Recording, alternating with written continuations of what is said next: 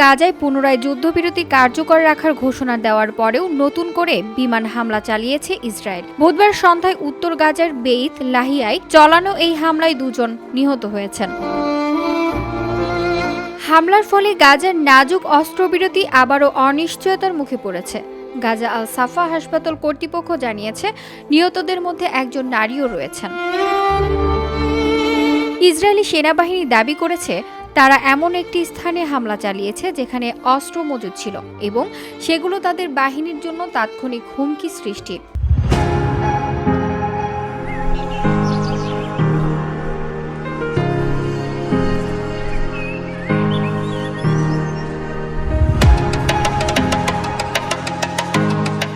ওই অভিযানে হামাসের কয়েকজন সিনিয়র যোদ্ধা নিহত হয়েছেন।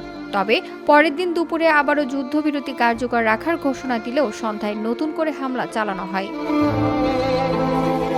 যুক্তরাষ্ট্রের প্রেসিডেন্ট ডোনাল্ড ট্রাম্প বলেছেন, সর্বশেষ হামলার সত্ত্বেও যুদ্ধবিরতি এখনো ঝুঁকির মুখে নয়। আর মধ্যস্থতাকারী দেশ কাতার জানিয়েছে তারা এই ঘটনায় হতাশ হলেও যুদ্ধবিরতির পরবর্তী ধাপের বিষয়ে আশাবাদী।